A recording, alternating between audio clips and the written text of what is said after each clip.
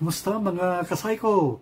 I'm Randy Deliosa, the only Filipino who is a psychiatrist, clinical psychologist, and master psychotherapist, all rolled into one. Today, let's talk about something na sobrang nakaka-stress sa atin as Filipinos. Ano pa nga ba yun kundi yung elections? Personally, I am so tired of watching Pinoys get fooled by the same political clowns election after election. Ikaw, perhaps you can tell me, gaano ka ba ka-frustrated sa traffic na walang solusyon, sa pangungurakot nila na obvious pero walang nakukulong, sa mga politikong showbiz na puro TikTok lang naman ang alam? Pero guess what? Kasalanan natin lahat ito. Because every time we vote for another trapo, another epal, another narcissistic showbiz wannabe, we are the problem. Yes, alam mo ba na every time you vote for a corrupt or narcissistic trapo, parang sinampal mo na ang future mo. I know that all of us are sick and tired sa walang kwentang political situation ng Pilipinas. Pero don't worry kasi today, I am going to give you a psychological wake-up call to vote smarter.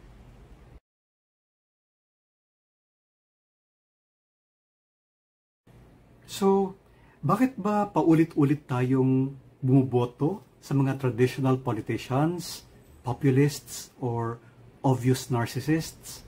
Of course, it's because we allow ourselves to be deceived and manipulated and played by them. Paano mo malaman kung trapo, narcissist, or sociopath ang kandidato? Here's my psychiatric checklist of red flags. Una, narcissistic candidates, they are experts sa pagpapakita na sila ang magliligtas raw sa Pilipinas. Pero deep inside, all they do is feed their egos and accumulate popularity and power.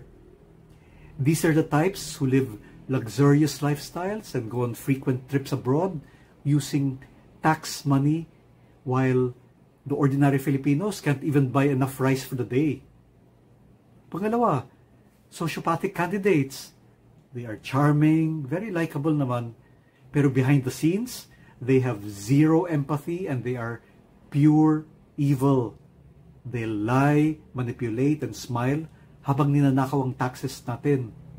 These are the types who promoted EJKs and who stole health funds while people were dying of COVID. And pangatlo, the incompetent showbiz candidates. Pang showbiz yung itsura pero wala namang alam sa economics, sa law, sa logic. Kung wala naman silang alam sa ekonomiya, sa climate change or governance, bakit mo sila iboboto? Kaya iwasan ng mga kandidatong puro drama at wala namang substance. But mga psycho, do you know who is worse than them? No one else but us. Because we clap for them kahit alam nating inuuto, linalaro, dinedenggoy at ginagansyo lang tayo. And this is really alarming kasi studies show that narcissists, sociopaths, and populists never change for the better. In fact, they only get worse the longer they stay in power.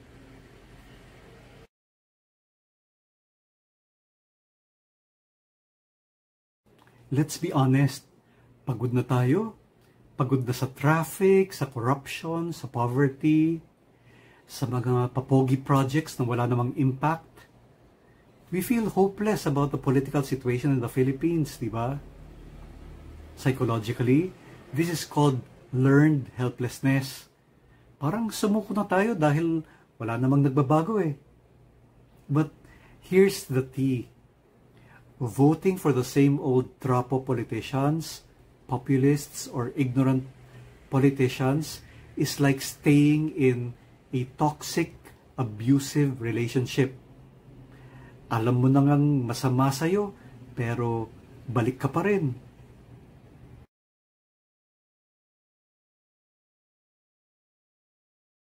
Okay, let's get practical Here are 4 action steps you can do to become a smart voter. Number 1, use your critical thinking. Watch the debates and study their political platforms. Number 2, vote only for the competent political candidates who exhibited honesty, transparency, accountability, hard work, compassion, and quick action in their past work career. Number 3, research and fact-check their track record.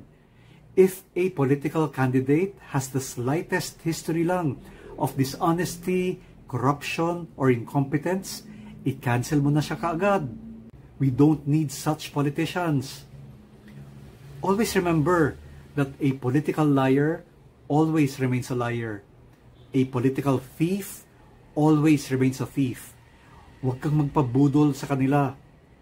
And number 4, follow their money trail.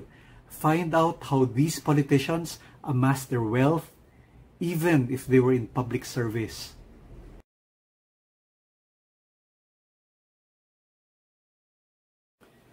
So, mga kasayko, this is the brutal truth that I'll tell you. If we keep on voting for clowns, our country just becomes a circus. If we keep on voting for thieves, then the Philippines just remains poor. Kung ayaw mo ng corruption, don't vote for someone with a shady past.